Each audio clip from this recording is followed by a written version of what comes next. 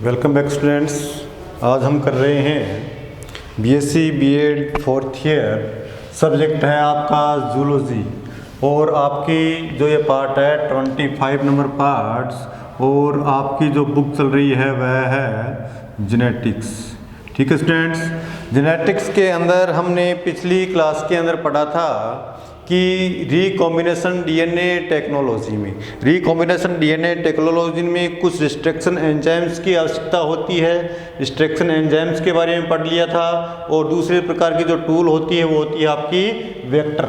और हमारी क्लास में क्या चल रहे थे? वेक्टर चल रहे थे। क्या चल रहे थे? वेक्टर मैंने आपको बताया था कि वेक्टर के रूप में प्लाज्मिड काम में लेते हैं। वेक्टर के रूप में आपका वेक्टर के रूप में आपका बैक्टीरियोफाग्स या बैक्टीरियोफेज काम में लेते हैं और वेक्टर के रूप में हम काम में लेते हैं वो आपका है कोसमिड। क्या काम में लेते हैं? कोसमिड। या आपका वेक्टर के रूप में काम में लेते हैं वो आपका प्लाज्मिड या कुछ प्लांट वायरस या एनिमल वायरस और स्टल वेक्टर के रूप में भी काम में लेते हैं। और ये स्टल वेक्टर क्या होता है ये मैं आपको बताऊंगा। स्टल वेक्टर तो वेक्टर के रूप में ये निम्न प्रकार की तकनीक हम क्या लेते हैं? काम में लेते हैं। तो हमने प्लाज्मिड के बारे में पढ़ लिया था। प्लाज्मिड क्या होता है? प्लाज्मिड किसी बैक्टीरिया में पाए जाने वाला आनुवांशिक डीएनए के अलावा, यानी कि जो आपका जेनेटिकल डीएनए के अलावा अतिरिक्त जो डीएनए होता है वह क्या होता है?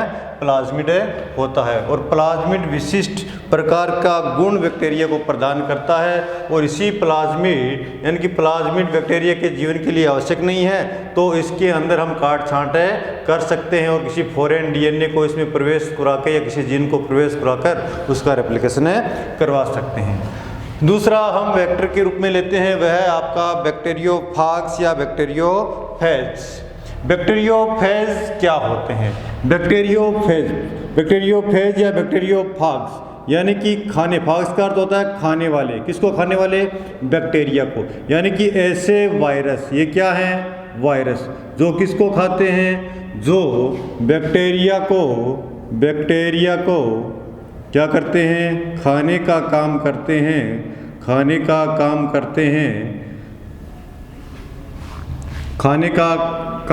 उन्हें क्या कहते हैं? बैक्टीरियोफाज कहा जाता है। तो आज हम पढ़ेंगे बैक्टीरियोफाज के बारे में।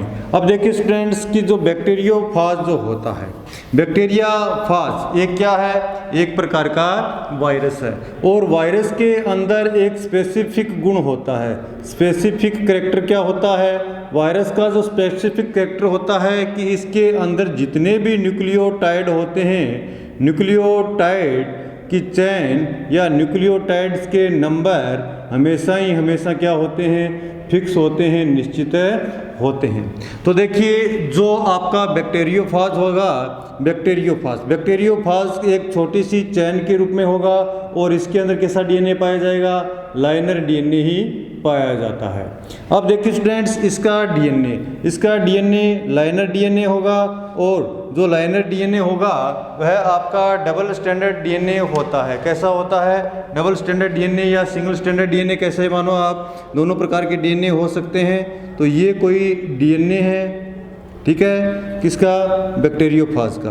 अब देखिए इस पूरे डीएनए पर इसमें क्या पाए जाते हैं? इस पूरे डीएनए में नाइट्रोजन बेसेस या न्यूक्लियोटाइड की सीक्वेंस पाई जाती है। अब देखिए सीक्वेंस जो होती है वो देखो मैं इस प्रकार से इसको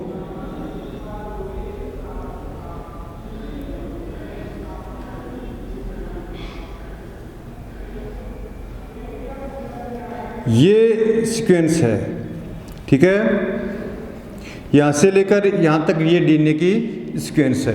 अब देखिए ये जो इसका बीच का पार्ट है, बीच के पार्ट यानी कि डीएनए का जो बीच का पार्ट है ये इसमें रेप्लिकेशन नहीं करता है। क्या नहीं करता है? रेप्लिकेशन नहीं करता है। अर्थात ये पार्ट वायरस की ग्रोथ में, वायरस की वृद्धि में इसका क्या नहीं होता है, किसी प्रकार का योगदान नहीं होता है। तो वायरस के इस पार्ट भी हम क्या कर सकते हैं, काट छांट कर सकते हैं, तो वायरस की लाइफ पर इससे कोई प्रभाव नहीं पड़ता है। तो हम क्या करते हैं कि ये पार्ट जो है किसी एंडोन्यूक्लियस एंजाइम के द्वारा यहाँ से यहाँ तक का पार्ट क्या कर लेते हैं, अलग कर लेते हैं। तो ये पार्ट हमने क्या किया, ये लो भाई, ये पार्ट हमने क्या किया, ये इतना अलग और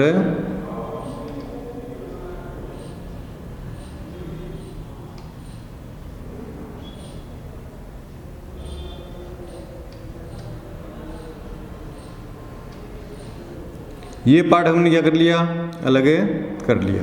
ये पार्ट अलग करके हमारे पास क्या है, हमारे पास कोई यूकैरियोटिक सेल का, कोई यूकैरियोटिक सेल्स का क्या है, ये डीएनए है। यूकैरियोटिक सेल का क्या है, डीएनए है। हम ये डीएनए लेते हैं और इस डीएनए को क्या कर देते हैं कि ये जो बीच का भाग है वायरस का, जिसे हम काट छांट करने के लिए काम में लेते हैं, इसके साथ क्या कर देते हैं, संयोजित कर देते हैं। यानी कि इस पार्ट के साथ हमने क्या किया, इस पार्ट के साथ हमने क्या किया कि कोई भी यूकैरियोटिक डीएनए को क्या कर दिया, संयोजित कर दिया। ये देखो हमने क्या कर दिया, किसी यूकैरियोटिक डीएनए को संयोजित कर दिया। और संयोजित करके हम लाइगेज एंजाइम की सहायता से, लाइगेज एंजाइम की सहायता से इस पार्ट को वापस यहाँ लगा देते हैं। जब इस पार्ट को हम यहाँ लगाते हैं तो ये पुनः इसी प्रकार का एक पार्ट बन जाएगा। तो देखिए जब हमने इसको यहाँ लगाया तो क्या हुआ,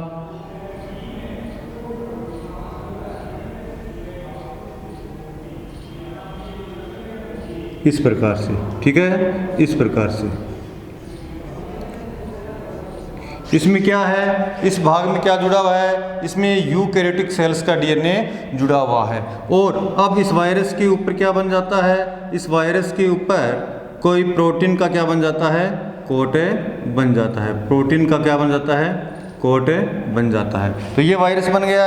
अब ये वायरस क्या करेगा, ये वायरस क्या करेगा, किसी भी बैक्टीरिया को संक्रमित करेगा। किसको संक्रमित करेगा, किसी भी बैक्टीरिया को संक्रमित करेगा। और ये बैक्टीरिया क्या करेगा, बैक्टीरिया में लाइसिस पैदा करेगा, लाइटिक पैदा करेगा, यानी कि लैन का पैदा करेगा, लाइसिस या लैन पैदा करेगा। लैन पैदा करने के कारण इस प्रकार के जो बैक्टीरिया हैं या बैक्टीरियोफाज हैं, इन्हें हम क्या कहते हैं, लाइटिक फाज भी कहा जाता है। क्या कहा जाता है, लाइटिक फाग्स या लाइटिक फाज भी कहा जाता है। ठीक है, जो बैक्टीरिया का लैन करके बैक्टीरिया को क्या कर देते हैं, नष्ट करने का कार्य करते हैं। तो इस प्रकार हम किसी भी डीएनए को, अब देखिए स्टूडेंट्स, जब ये किसी बैक्टीरिया को संक्रमित करेगा तो अपना डीएनए क्या करेगा, रेप्लिकेशन करेगा या नहीं करेगा, अपना डीएनए रेप्लिकेशन करेगा।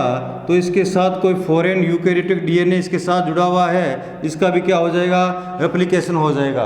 तो इसके जो विशिष्ट जीन हैं अधिक संख्या में हमें प्राप्त हो जाते हैं। तो ये बैक्टीरियोफाज को हम वेक्टर के रूप में प्रयोग में लेते हैं। और जो सामान्यतः बैक्टीरियोफाज वेक्टर के रूप में प्रयोग में लेते हैं वो विशिष्ट प्रकार के आपके बैक्टीरियोफाज होते हैं। ये जो आपके बैक्टीरियोफाज हैं, एक तो आपका होगा, एक तो होता है लैम्डा बैक्टीरियोफाज, एक होता है M13, एक होता है कैरोन। ये क्या है, बैक्टीरियोफाज के ही नाम है या टाइप है जो हम वेक्टर के रूप में लेते हैं। लैम्डा बैक्टीरियोफाज, M13 और कैरोन बैक्टीरियोफाज को हम वेक्टर के रूप में काम में लेते हैं। तो ये तो था आपका वेक्टर के रूप में बैक्टीरियोफाज का उपयोग। अब हम नेक्स्ट जो आपके वेक्टर है उसकी बात कर लेते हैं। नेक्स्ट वेक्टर के बारे में हमने प्लाज्मिड की बात कर ली है, बैक्टीरियोफाज की बात कर ली है। अब आपका नेक्स्ट वेक्टर जो है वह होता है कोस्मिड।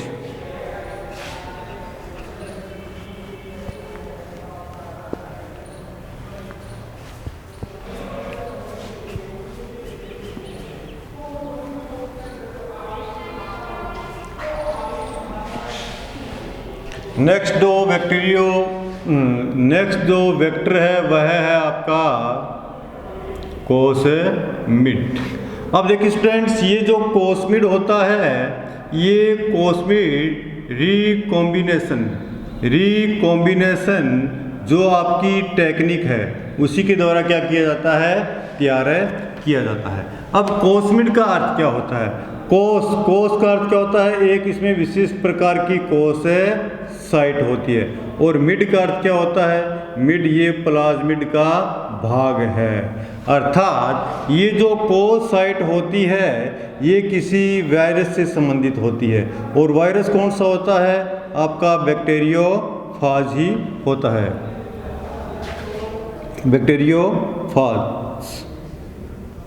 बैक्टीरियोफाज जैसे लैम्डा बैक्टीरियोफाग है, इसकी कोस साइट, यानी कि इसमें एक तो बैक्टीरियोफाग होगा और एक है प्लाज्मिड का भाग होगा। यानी प्लाज्मिड भाग और कोस साइट, जो बैक्टीरिया की कोस साइट है, इसको जोड़कर क्या बना देते हैं हम?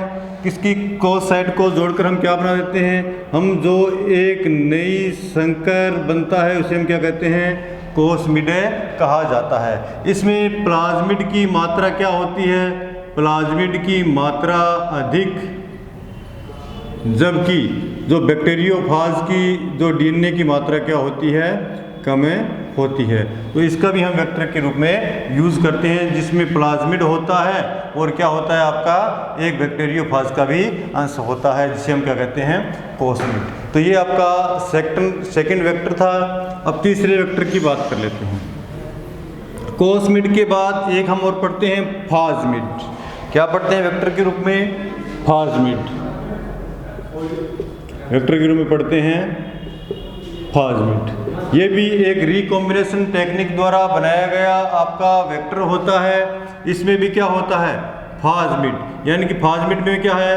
कोई लैम्डा फाज की विशिष्ट रूप से, उसमें कोसमिड में तो किसी प्रकार के बैक्टीरिया की कोस साइट हो सकती है, लेकिन इसमें क्या होगी? विशिष्ट रूप से जो लैम्डा फाज बैक्टीरिया होता है उसकी होती है, उसकी क्या होती है? केवल और केवल कोस साइट के अलावा कुछ डीएनए का अंश भी और होता है। अर्थात जो फाजमिड होता है इसमें जो वायरस का डीएनए होता है या बैक्टीरियोफाज का डीएनए होता है उसकी मात्रा अधिक होती है। दूसरा क्या है आपका? प्लाज्मिड की मात्रा क्या होती है? कम होती है। यदि प्लाज्मिड की मात्रा कम है, कोस साइट के साथ किसी फाज बैक्टीरिया की मात्रा ज़्यादा है, तो इस प्रकार से बने हुए बैक्टीरिया को हम क्या कहते हैं? फाजमिड कहा जाता है। और ये भी रिकॉम्बिनेशन टेक्निक द्वारा कृत्रिम रूप से तैयार किए जाने वाला वेक्टर होता है। ठीक है, तो ये आपका वेक्टर था। अब नेक्स्ट वेक्टर की बात कर लेते हैं कि नेक्स्ट वेक्टर क्या क्या रह गए हैं। नेक्स्ट वेक्टर के रूप में हमने पढ़ा था, हमने देखा था कि प्लांट वायरस को भी, एनिमल वायरस को भी क्या कर लेते हैं? वेक्टर के रूप में काम में ले लेते हैं। तो नेक्स्ट वेक्टर है आपका प्लांट वायरस की बात कर लेते हैं। प्लांट वायरस, नेक्स्ट वेक्टर क्या है आपका? Plant virus. प्लांट वायरस को भी हम वेक्टर के रूप में काम में लेते हैं। जो प्लांट वायरस में हमें पता है कि प्लांट में जो रोग उत्पन्न करने वाले वायरस, CAMB वायरस, ठीक है, इसे बोलते हैं कॉलीफ्लावर मोज़ेक वायरस। एक होता है TMV वायरस, यानी कि tobacco mosaic virus. Cauliflower mosaic virus और टोबैको मोज़ेक वायरस को भी हम वेक्टर के रूप में क्या लेते हैं? काम में लिया जाता है। इसे भी वेक्टर के रूप में क्या करते हैं? हम यूज़ करते हैं। तो ये जो बैक्टीरिया है ये वेक्टर के रूप में, ये जो वायरस है ये भी वेक्टर के रूप में काम में आते हैं। और डीएनए रिकॉम्बिनेशन टेक्नोलॉजी द्वारा इसमें डीएनए को जोड़कर जब इसमें गुणन होता है तो जो फॉरेन डीएनए होगा उसमें भी क्या कर देंगे? ये रेप्लिकेशन की क्रिया कर देंगे और उसमें गुणन पैदा कर देंगे। ठीक है, इसी प्रकार से हम बात कर लेते हैं आपके एनिमल वायरस की बात कर लेते हैं। एनिमल वायरस यानी कि बहुत से ऐसे एनिमल वायरस भी होते हैं जिनका हम क्या करते हैं? वेक्टर के रूप में यूज़ करते हैं। वेक्टर के रूप में जाओ आपके एनिमल वायरस जो यूज़ आने वाले हैं वह आपके वायरस हैं, वैक्सीनिया वायरस है, रेट्रो वायरस है, आदि वायरस या सेमेन विषाणु वायरस होते हैं। वैक्सीनिया वायरस जो यूज़ करते हैं वो आपका क्या है? वैक्सीनिया वायरस, रेट्रो वायरस या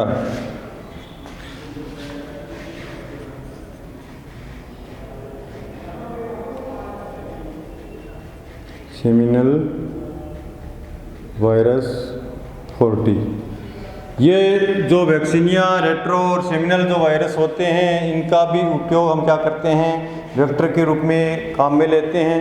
ये वायरस जो होते हैं एनिमल्स के अंदर क्या उत्पन्न करते हैं, रोग उत्पन्न करने का कार्य करते हैं। जब किसी एनिमल को संक्रमित करेंगे तो इसके साथ जब कोई फॉरेन डीएनए साथ में जोड़ा जाएगा तो फॉरेन डीएनए यानी कि किसी भी संक्रमित सेल में ये अपना रेप्लिकेशन करेंगे तो फॉरेन डीएनए भी इनके साथ क्या हो जाएगा, एप्लीकेटेड होता जाएगा और फॉरेन डीएनए के जीनों की संख्या भी बढ़ती जाएगी, जिसे हम अधिक मात्रा में प्राप्त कर सकते हैं। ठीक है, अब आपका लास्ट वेक्टर के रूप में स्टल वेक्टर की बात कर लेते हैं। एक आपका वेक्टर होता है स्टल वेक्टर है, बात कर लेते हैं। स्टल वेक्टर क्या है? स्टल वेक्टर, लास्ट वेक्टर क्या है? Stall vector.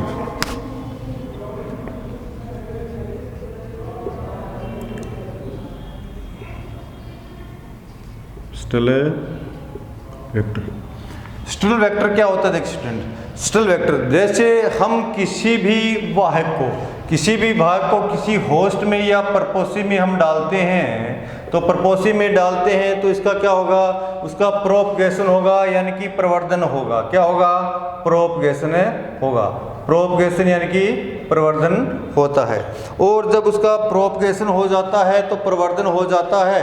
अन्य प्रकार के वेक्टर होते हैं, उनमें क्या करनी जाती है, उनमें किसी प्रपोसी के अंदर उसे प्रवेश कराते हैं तो उससे पहले उसमें काट छांट करनी पड़ती है। लेकिन इस प्रकार के वेक्टर जिनमें किसी भी प्रपोसी में यदि हमें उसका प्रोपगेशन करवा दिया है या प्रवर्धन हमने उसका करवा दिया है, तो इस प्रकार के वेक्टर में हम किसी भी प्रकार की काट छांट किए बिना ही किसी दूसरे प्रपोसी में जैसा है वैसा का वैसा यदि हम प्रवेश करवा देते हैं तो इस प्रकार के वेक्टर को हम क्या बोलते हैं, स्टल वेक्टर के नाम से जाना जाता है। अर्थात ऐसे वेक्टर जिनमें किसी भी प्रकार की डीएनए में हेरफेर के बिना ही किसी प्रपोसी में प्रवेश करवाया जाता है, तो इस प्रकार के वेक्टर को हम स्टल वेक्टर के नाम से जाना जाता है।